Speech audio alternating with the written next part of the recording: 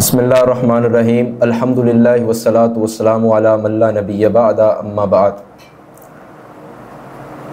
محترم احباب گرامی، آج الحمدللہ القمر ٹی وی اسٹوڈیو کے پلیٹ فارم سے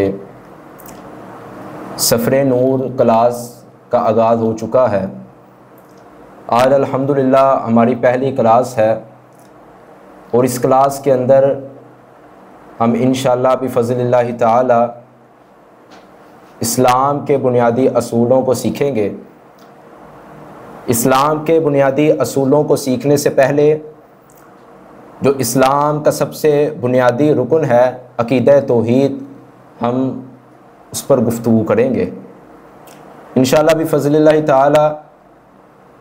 ہفتہ وارانہ یہ کلاس ہوگی اور الحمدللہ ہم اس کلاس میں قرآن و سنت اور سلف صالحین کے فہم سے بات کیا کریں گے کہ قرآن مجید اور احادیث طیبہ وہ کون سے اصول ہمیں بیان کرتی ہے کہ جن کے ذریعے ہم اپنی زندگی کی اصلاح کر سکیں۔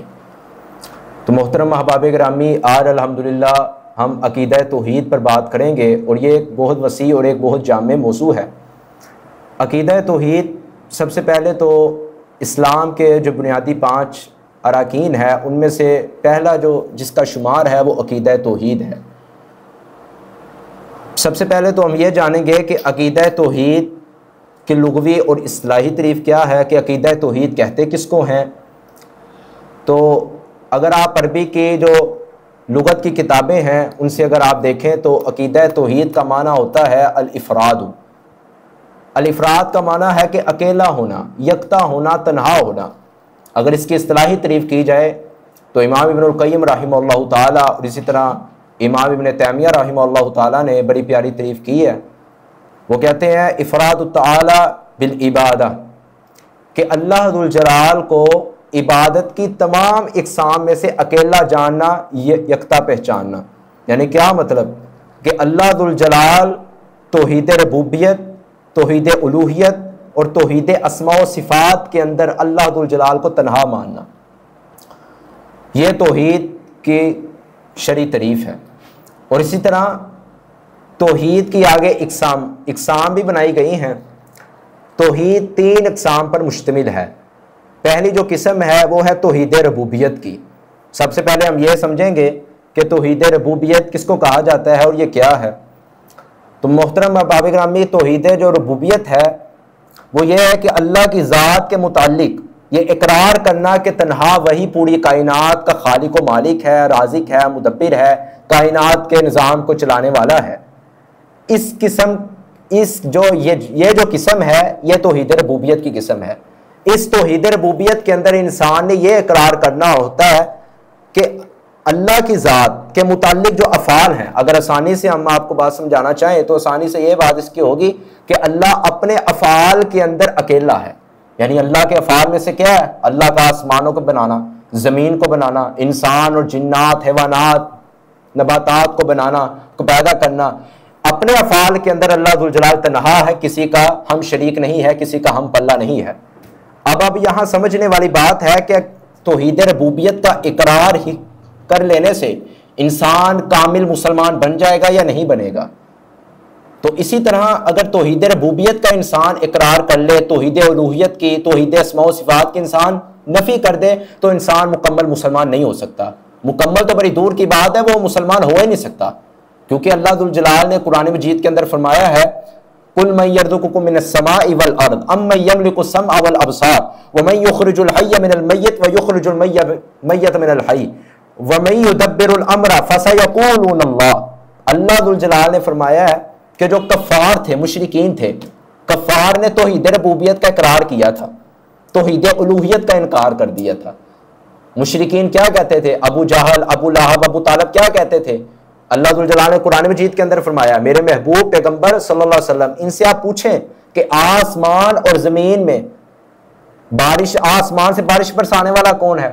تمہیں رزق دینے والا کون ہے؟ اَمَّن يَمْلِكُ السَّمْعَ وَالْأَبْصَارَ، تمہاری آنکھوں کا، تمہارے کانوں کا مالک کون ہے؟ وَمَن يُخْرِجُ الْحَيَّ مِنَ الْمَيِّتِ، بتلاؤ زندے کو مردے سے اور مردے کو زندہ سے کرنے والا کون ہے؟ بتاؤ وَمَن يُدَبِّرُ الْأَمْرَ، معاملات کو دیکھنے والا کون ہے؟ تو وہ کہیں گے فَسَيَقُولُونَ اللَّهُ، اکیلا اللہ ہے۔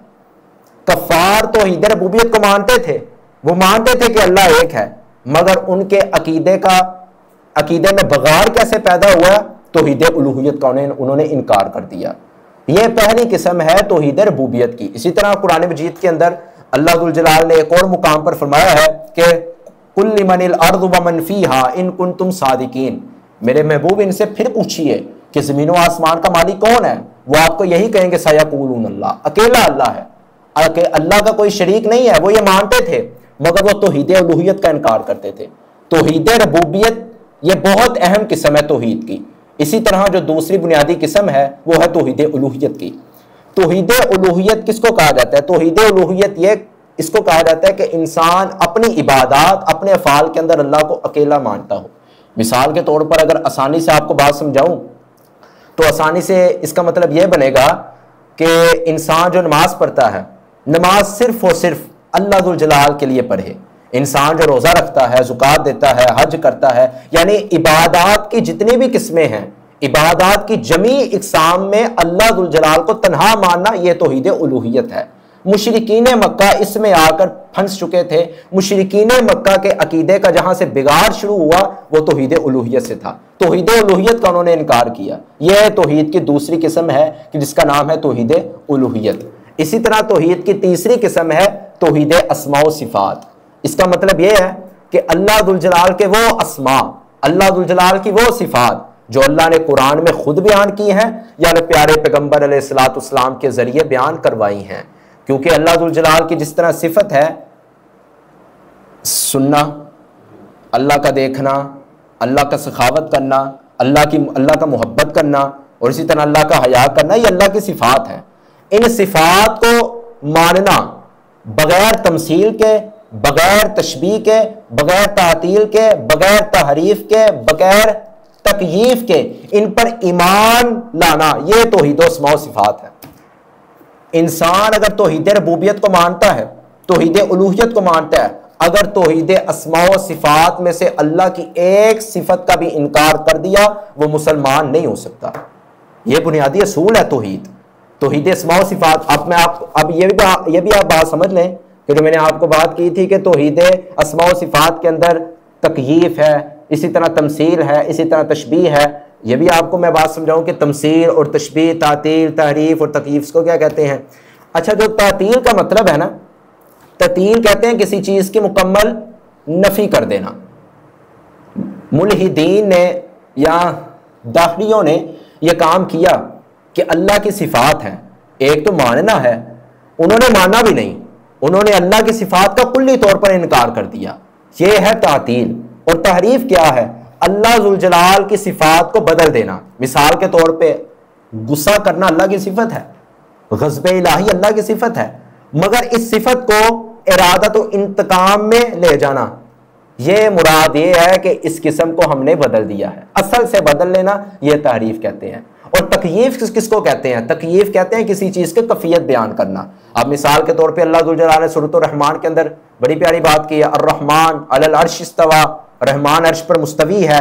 اب انسان دیکھتا ہے کہ اللہ عرش پر مستوی ہے، کس طرح مستوی ہے، یعنی اس کی کیفیت بیان کرنا شروع کر دے انسان، اللہ کا مستوی ہونا کس طرح ہے، یہاں آ کر انسان کے عقیدے کا بگاڑ شروع ہو جاتا ہے، انسان کا عقیدہ کمزور ہو جاتا ہے، اور آخر کار انسان دائرہ اسلام سے خارج بھی ہو جاتا ہے۔ یہ اہم بڑا مسئلہ ہے، تکییف کا مسئلہ۔ اللہ عرش پر مستوی ہے، اس پر ایمان لانا ہے۔ کس طرح مستوی ہے یہ بات نہیں سوچنی، اس طرح مستوی ہے جس طرح اس کی شان اور قدرت کے لائق ہے۔ اور اسی طرح تمثیل ہے، مثالیں پیش کرنا۔ مثال کے طور پہ اللہ ذوالجلال السمیع البصیر، اللہ کا سننا، اللہ کا دیکھنا، یہ اللہ کی صفت ہے اور خاص صفت ہے۔ اب انسانوں کے اندر بھی یہ صفات پائی جاتی ہیں، انسان بھی سنتا ہے، انسان بھی دیکھتا ہے۔ اللہ کا نام ہے، مثال کے طور پہ آپ لگا لیں اللہ کا نام رحمان ہے، انسانوں میں سے کسی کا نام بھی رحمان ہے، اور اسی طرح اللہ کا نام علیم ہے، انسانوں میں سے بھی کسی کا نام علیم ہے۔ مگر جب یہ لفظ رحمان کا اللہ کے لیے بولا جائے گا پھر اس میں بندے شامل نہیں ہوں گے، صرف اللہ شامل ہوگا، اکیلا تنہا یکتا۔ جب یہ بندوں کے لیے لفظ علیم اور رحمان کا بولا جائے گا پھر اس میں اللہ کی ذات شامل حال نہیں ہوگی، یہ توحید اسماء و صفات کا فہم ہے۔ جس انسان کو توحید اسماء و صفات کا فہم نہیں ہے وہ عقیدہ اس کا مضبوط نہیں ہے، اس کو عقیدے کا مکمل فہم نہیں ہے۔ عقیدے کا مکمل فہم سیکھنے کے لیے بنیادی 3 قسموں کو پہچاننا اور اس کا فہم حاصل کرنا اہل علم کی جماعت سے یہ ضروری ہے، توحید ربوبیت کا، توحید الوہیت کا، توحید اسماء و صفات کا۔ اب سوال یہ پیدا ہوتا ہے اگر توحید ربوبیت کو مان لیا جائے، توحید الوہیت کو مان لیا جائے، اسماء و صفات کو چھوڑ دیا جائے تو کیا بنے گا؟ اگر انسان توحید ربوبیت کو مان لے، توحید الوہیت کو مان لے، توحید اسماء و صفات کا انکار کر دے تو انسان مسلمان نہیں ہے، ابھی دائرہ اسلام کے اندر داخل نہیں ہوا۔ جب انسان لا الہ الا اللہ پڑھتا ہے، جس بات کا اقرار ہوتا ہے کہ توحید ربوبیت ہو، الوہیت ہو، اسماء و صفات ہو، ان سب صفات کا مالک صرف اللہ ذوالجلال کی ذات ہے، یہ انسان اقرار کرتا ہے اس بات کا۔ اور اسی طرح توحید ربوبیت، الوہیت اور اسماء و صفات، یہ تینوں قسموں کا اقرار جب تک نہ ہوگا تب تک انسان مسلمان نہیں ہو سکتا، توحید پرست اور موحد نہیں ہو سکتا۔ اسی طرح توحید آپ کو پتہ ہے کہ اسلام کا ایک بنیادی رکن ہے اور اس کی ایک بڑی اہمیت بھی رسول مکرم صلی اللہ علیہ وسلم نے واضح فرمائی ہے۔ صحیح البخاری کے اندر کتاب الایمان کے اندر حدیث نمبر 8 کے اندر اللہ ذوالجلال کے صحابی رسول حضرت عبداللہ بن عمر رضی اللہ تعالیٰ عنہ بیان کرتے ہیں کہ رسول اللہ صلی اللہ علیہ وسلم نے فرمایا بنی الاسلام علی خمس شہادت اللہ الہ الا اللہ وان محمد رسول اللہ صلی اللہ علیہ وسلم۔ اسلام کی بنیاد 5 چیزوں پر رکھ دی گئی ہے۔ اسلام کی بنیاد یعنی آسانی سے اگر بات سمجھاؤں تو اسلام کے 5 رکن ہیں۔ سب سے پہلے کیا ہے؟ شہادت اللہ الہ الا اللہ وان محمد رسول اللہ، کہ اللہ ذوالجلال کے سوا کوئی معبود برحق نہیں ہے، اللہ ذوالجلال کے سوا کوئی معبود برحق نہیں ہے۔ ہمارے معاشرے کے اندر ایک یہ ترجمہ کیا جاتا ہے کہ اللہ کے سوا کوئی معبود نہیں ہے، یہ ترجمہ ٹھیک نہیں ہے، یہ ترجمہ ٹھیک نہیں ہے، باطل ترجمہ، اہل علم کی جماعت نے اس کو باطل قرار دیا ہے۔ اصل جو ترجمہ ہے وہ یہ ہے لا الہ الا اللہ، اللہ کے سوا کوئی معبود برحق نہیں ہے، کوئی معبود برحق نہیں۔ کیونکہ جب انسان کہتا ہے نا لا الہ الا اللہ، اللہ کے سوا کوئی معبود نہیں ہے، تو اب 2 چیزیں آ جائیں گی، ایک معبود برحق ہے، ایک معبود برباطل ہے۔ اب انسان یہ سوچ رہا اللہ کے سوا کوئی معبود نہیں ہے، اب معبود برحق بھی اس میں شامل آ گیا، معبود برباطل بھی شامل آ گیا۔ یہ اقرار کرنا ضروری ہے کہ اللہ کے سوا کوئی معبود برحق نہیں ہے۔ اللہ ذوالجلال نے قرآن مجید کے اندر بھی بیان فرمایا، کیونکہ لا الہ الا اللہ یہ نفی اور اثبات کا مسئلہ ہے، یہ بھی ایک بڑا پیچیدہ مسئلہ ہے اور بڑا گہرائی والا مسئلہ ہے، نفی اور اثبات کا۔ لا الہ اس میں نفی کر دی گئی ہے، کس چیز کی نفی کر دی گئی ہے؟ ہر اس چیز کی نفی کر دی گئی ہے کہ جس کی اللہ کے سوا عبادت کی جا رہی ہو۔ اسی طرح طاغوت کے اندر اللہ ذوالجلال قرآن مجید کے اندر فرمایا وَمَن يَكْفُرْ بِالطَّاغُوتِ وَيُؤْمِن بِاللَّهِ فَقَدِ اسْتَمْسَكَ بِالْعُرْوَةِ الْوُثْقَىٰ۔ اللہ ذوالجلال نے قرآن مجید کے اندر طاغوت کا انکار کیا ہے، اپنی توحید کو ثابت کیا ہے۔ طاغوت کس کو کہتے ہیں؟ شارحین نے، علماء نے، فقہاء نے، ائمہ نے الگ الگ تعریفات کی ہیں، مگر اگر ملا کر ایک جامع تعریف کی جائے تو اس کی جامع تعریف یہ بنتی ہے کہ طاغوت ہر اس چیز کو کہتے ہیں جو اللہ کے مقابلے میں آ جائے، عبادت کے سلسلے میں ہو، دعا کے سلسلے میں ہو، قربانی کرنے کے سلسلے میں ہو، ہر وہ چیز جو اللہ کے مقابلے میں آ کر اس کی شریک بن جائے وہ طاغوت ہے۔ لا الہ نے آ کر اس کی نفی کر دی کہ لا الہ، کہ اللہ کے سوا کوئی عبادت کے لائق نہیں ہے۔ لا الہ یہاں کیا ہے؟ اللہ ذوالجلال لا الہ میں کلی معبودوں کی نفی کر رہے ہیں، معبود برباطل، طاغوت، ہر قسم کی نفی ہو رہی ہے۔ الا اللہ نے آ کر اللہ کی توحید الوہیت کو، ربوبیت کو، اسماء و صفات کو ثابت کیا ہے کہ پوری کائنات کو چلانے والا، نظام کا مالک، کھلانے والا، پلانے والا صرف اور صرف و تنہا اللہ ہے۔ جب تک انسان کے دل کے اندر توحید کی معرفت کا علم نہیں ہوگا، انسان تب تک کوئی عمل اللہ کے ہاں شرف قبولیت تک نہیں پہنچا سکتا۔ انسان نمازیں پڑھ رہا ہے، اچھی بات ہے، روزے رکھ رہا ہے، اچھی بات ہے، زکوٰۃ دے رہا ہے، اچھی بات ہے، حج کر رہا ہے، اچھی بات ہے، مگر اللہ کا جو اصل مقصود ہے وہ توحید ہے۔ جب تک انسان کے دل کے اندر توحید نہ آئی، ان سجدوں میں غیر اللہ کے نام کے سجدے کر رہا ہے اور ساتھ نمازیں بھی پڑھ رہا ہے، اللہ کی قسم اٹھا کے کہتے ہیں کہ اللہ ذوالجلال اس کی نمازوں کو قبول نہیں کرتے۔ میں نہیں کہہ رہا، قرآن مجید کہہ رہے تیسرا سپارہ کھول کے دیکھیں، اللہ ذوالجلال نے بڑی پیاری بات کی ہے۔ اللہ ذوالجلال نے کہا کہ وہ لوگ جو میرے سوا غیر اللہ کی پوجا کرتے ہیں، غیر اللہ کو مشکل کشا، حاجت روا، مختار کل سب کچھ مانتے ہیں، وسیلہ بنا کر ان کے میرے آگے دعائیں کرتے ہیں، اللہ ذوالجلال فرماتے ہیں یہ لوگ میری زمین کو پورے سونے سے بھی بھر دیں، پوری زمین سونے سے بھر کر میری راہ میں خرچ کر دیں، میں ان کے سونے کا ایک ذرہ بھی اپنی بارگاہ میں قبول نہیں کرتا۔ اللہ فرما رہے ہیں مجھے توحید کی ضرورت، توحید چاہیے مجھے، توحید۔ تم کتنے کو پکے ہو؟ اگر انسان اس عقل کی بنیاد سے اگر سوچے، ایک تو نقل ہے اور ایک عقلی دلائل ہے، عقلی دلائل سے اگر انسان سوچے نا تو عقلی دلائل سے بھی یہ بات سمجھ آتی ہے کہ آپ دیکھیں کہ اللہ ذوالجلال نے ہاتھ دو بنائے ہیں، ہاتھ کتنے بنائے ہیں؟ دو بنائے ہیں، اور اسی طرح پاؤں بھی دو بنائے ہیں، اور اسی طرح آنکھیں بھی دو ہیں، اور اسی طرح کان بھی دو ہیں۔ اب قرآن مجید کے اندر آتا ہے ان اللہ علی کل شیء قدیر، اللہ ہر چیز پر قادر ہے۔ اب جو رب آنکھیں دو بنا سکتا تھا، کان دو بنا سکتا تھا، ہاتھ دو بنا سکتا تھا، پاؤں دو بنا سکتا تھا، وہ ہمارے ماتھے بھی دو بنا سکتا تھا یا نہیں بنا سکتا تھا؟ بنا سکتا تھا نا۔ پتہ یہ چلتا ہے، ہماری عقل یہ اس بات کو تسلیم کرتی ہے کہ اللہ نے ماتھا اس لیے ایک بنایا ہے، لوگوں ماتھا بھی ایک ہے، جھکنے کے لیے میرا در بھی ایک ہے۔ ایک ماتھا ہو، یہاں بھی جھکے وہاں بھی جھکے، مزہ نہیں آتا۔ ماتھا تمہارا میں نے ایک اس لیے بنایا ہے تاکہ تمہیں پتہ چلے کہ ماتھا بھی ایک ہے اور جھکنے کے لیے میرے اللہ کا در بھی ایک ہے۔ یہ ایک ماتھا ایک ہی در پر جھکے گا تو اللہ کو پسند ہے۔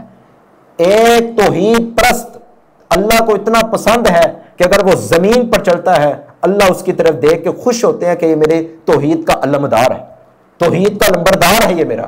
اللہ کو توحید بہت پسند ہے۔ اور نبی علیہ الصلوۃ والسلام نے حضرت معاذ بن جبل رضی اللہ تعالیٰ عنہ صحابی رسول ہیں، ان کو یمن کی طرف روانہ کیا تو نبی علیہ الصلوۃ والسلام کیا فرما رہے ہیں؟ صحیح البخاری کے اندر روایت موجود ہے، نبی علیہ السلام کہہ رہے ہیں وَإِنَّكَ تَأْتِي قَوْمًا مِّنْ أَهْلِ الْكِتَابِ فَلْيَكُنْ أَوَّلَ مَا تَدْعُوهُمْ إِلَيْهِ شَهَادَةُ أَن لَّا إِلَٰهَ إِلَّا اللَّهُ۔ معاذ تمہیں میں یمن کی طرف بھیج رہا ہوں، اور یمن کی طرف ایسے لوگ رہتے ہیں جو اہل کتاب ہیں۔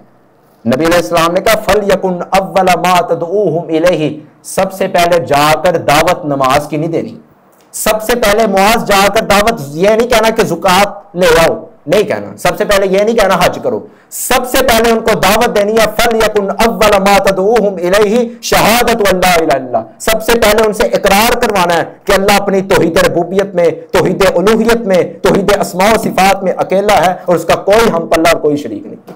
یہ معاذ بن جبل کو نبی علیہ الصلوۃ والسلام ان کی تربیت کر رہے ہیں، ان کو نصیحتیں کر رہے ہیں، کیونکہ آپ کو پتا ہے پھر جب معلم رسول اللہ صلی اللہ علیہ وسلم جیسا ہو، پھر شاگرد اصحاب رسول اللہ جیسے ہوں، پھر ان کا کیا ہی مقام ہوگا۔ اور اسی طرح رسول اللہ صلی اللہ علیہ وسلم نے ایک روایت کے اندر مزید بیان کیا ہے، رسول اللہ صلی اللہ علیہ وسلم نے فرمایا ہے، ابن ماجہ کے اندر روایت ہے فَإِنَّ اللَّهَ حَرَّمَ عَلَى النَّارِ، اللہ ذوالجلال نے ہر اس بندے پہ جہنم کی آگ کو حرام کر دیا ہے من قال لا الہ الا اللہ یبتغی بذالک وجہ اللہ، یبتغی بذالک وجہ اللہ، جو بندہ لا الہ الا اللہ پڑھتا ہے کہ اللہ کا چہرہ مجھے حاصل ہو جائے، اللہ کے چہرے سے مراد اللہ کی رضا، اللہ کی خوشنودی حاصل ہو جائے، فإن اللہ حرم علی النار، اللہ نے اس بندے پہ جہنم کی آگ کو حرام کر دیا۔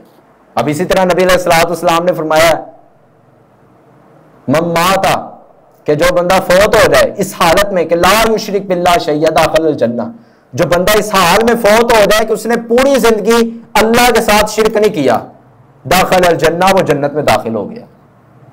اسی طرح صحیح مسلم کے اندر ایک روایت موجود ہے کہ نبی علیہ الصلوۃ والسلام نے فرمایا کہ ایک دن نا جبریل امین میرے پاس آئے، میں بیٹھا ہوا تھا، جبریل آ کر نا مجھے کہتے ہیں کہ اے اللہ کے رسول خوش ہو جائیں، آپ کی امت کا ہر وہ شخص، آپ کی امت کا ہر وہ شخص جنت میں جائے گا کہ جس کے دل میں رائی کے دانے کے برابر بھی ایمان ہوا، ہر وہ شخص جنت میں جائے گا جس کے دل میں رائی کے دانے کے برابر بھی ایمان ہوا۔ تو نبی علیہ الصلوۃ والسلام نے پوچھا وَإِن زَنَا وَإِن سَرَقَ، اگر وہ چور ہو، اگر وہ زنا کرتا ہو، کیا پھر بھی وہ جنت میں جائے گا؟ فرمایا اللہ ذوالجلال اپنی رحمت کی چادر ڈال کے اس کے گناہوں کو معاف کر کے جنت کا داخلہ نصیب فرما دیں گے۔ یہ کتنی بنیادی چیز ہے، یہ کتنی اہم چیز ہے کہ نبی علیہ الصلوۃ والسلام کہہ رہے ہیں کہ توحید اصل دین کا منبع اور بنیاد ہے، توحید کے سوا اگر توحید نہیں تو کچھ بھی نہیں، چاہے حج ہو، بیت اللہ کے طواف ہو، اگر توحید نہیں ہے تو پھر کچھ نہیں ہے۔ اسی طرح نبی علیہ الصلوۃ والسلام کی ایک بڑی جامع حدیث ہے، حدیث قدسی ہے۔ نبی علیہ الصلوۃ والسلام نے فرمایا کہ اللہ ذوالجلال فرماتے ہیں یا ابن آدم لو اتیتنی بقراب الارض خطایا ثم لقیتنی لا تشرک باللہ شیئا لاتیتک بقرابها مغفرہ۔ آدم کے بیٹے، اے آدم کے بیٹے، تو جب قیامت کے دن مجھ سے ملے گا، اس حال میں ملے گا لا یشرک باللہ، کہ تو نے میرے ساتھ کسی کو شریک نہ بنایا ہو، کسی کو شریک نہ بنایا ہو، تو اللہ فرماتے ہیں لَأَتَيْتُكَ بِقُرَابِهَا مَغْفِرَةً، میں بھی تجھے پوری کائنات کے مغفرت کے ساتھ ملوں گا۔ یہاں کیا اللہ بات سمجھانا چاہ رہے ہیں کہ شرک نہ کرو، شرک نہ کرو، توحید پر پکے قائم رہو۔ اگر توحید پر تم نے اپنی زندگی گزار دی تو فائدہ کیا ہوگا؟ اللہ ذوالجلال اس کو اپنی خوشنودی بھی دیں گے، اور اللہ ذوالجلال اس کو جنت کا داخلہ بھی نصیب فرما دیں گے۔ اور توحید اصل مقصد ہے، یہ آج بات سمجھ لیجئے، توحید اصل مقصد ہے۔ توحید کے بغیر زندگی بیکار ہے، توحید کے بغیر زندگی بیکار ہے۔ نبی علیہ الصلوۃ والسلام کی ایک حدیث آتی ہے، معاشرے کے اندر اس کا بڑا غلط فہم لیا جا ہے۔ ہمارے معاشرے میں ایک حدیث بیان کی جاتی ہے کہ نبی علیہ الصلوۃ والسلام نے فرمایا کہ جو اس دنیا سے گیا، جس نے مرتے وقت لا الہ الا اللہ پڑھ لیا، وہ جنت میں چلا گیا۔ اب ہمارے معاشرے نے اس حدیث سے مراد کیا لے لیا؟ ہمارے معاشرے نے کہا کہ جو بندہ لا الہ الا اللہ پڑھ لیا، کام وہی کر رہا ہے کہ جو اہل شرک کرتے تھے، کام وہی ہے سارے کہ جو مشرکین کرتے تھے، سارے کام وہی ہیں۔ وہ کہتے ہیں وہ بھی جنت میں چلا جائے گا۔ کس طرح؟ وہ کہتے ہیں نبی کی حدیث ہے جس نے آخری بار لا الہ اپنی زبان سے کہہ دیا وہ جنت میں چلا گیا۔ بھائی اس حدیث کا مطلب یہ نہیں ہے۔ ہمارے معاشرے میں یہ حدیث غلط فہم کے ساتھ پیش کی جا رہی ہے۔ اصل بنیاد اور اصل مقصود اس حدیث شارحین نے یہ لکھی ہے کہ جس نے لا الہ الا اللہ آخری مرتبہ پڑھ لیا مگر ساری زندگی وہ شرک کرتا رہا، جنت میں نہیں جا سکتا۔ جنت میں وہی جائے گا جس نے ساری زندگی لا الہ الا اللہ کے مطابق زندگی گزاری ہے۔ اب جب انسان قبر کے اندر جائے گا، قبر کے اندر کیا سوال ہوں گے؟ من ربو کا، ما دینو کا، من نبیو کا، یہ 3 سوال ہوں گے نا۔ اب جو پہلا سوال ہے من ربو کا، آپ دنیا کے اندر جس سے بھی پوچھ لیں وہ آسانی سے آپ کو کہہ دے گا ربی اللہ، میرا اللہ رب ہے۔ تو قبر کے اندر آ کر انسان کیوں پھنس جائے گا سوال سے؟ یہ سوچنے والی بات ہے یا نہیں؟ 2 لفظ ہیں، ربی اللہ، اللہ میرا رب ہے۔ یہاں بندہ کہہ دیتا ہے، قبر کے اندر کیوں نہیں کہہ پائے گا؟ حضرت قبر کے اندر اس لیے بندہ نہیں کہہ پائے گا، نبی علیہ الصلوۃ والسلام نے فرمایا سوال مشکل، جب پوچھیں گے فرشتے من ربو کا، تیرا رب کون ہے، جواب وہی دے گا کہ جس نے پوری زندگی توحید پر گزاری ہے۔ بندہ شرک والے سارے کام کر رہا ہے، سبیلیں غیر اللہ کے نام کی لگا رہا ہے، قربانیاں غیر اللہ کے نام پر ذبح کی جا رہی ہیں، نیاز اللہ کے علاوہ دی جا رہی ہے، دعائیں اللہ کے سوا غیر اللہ سے پکاری جا رہی ہیں، مجاور بن کر وہاں بیٹھا جا رہا ہے، مجاور بن کر اپنی مرادوں کو ان سے پورا کروایا جا رہا ہے، منتیں مانگی جا رہی ہیں، عورتوں نے شرعی حدودوں کو پامال کر کے درباروں کا رخ کر لیا، اور کیا سمجھتے ہیں ہم قبر کے اندر کہہ دیں گے ربی اللہ؟ نہیں کہہ سکتے۔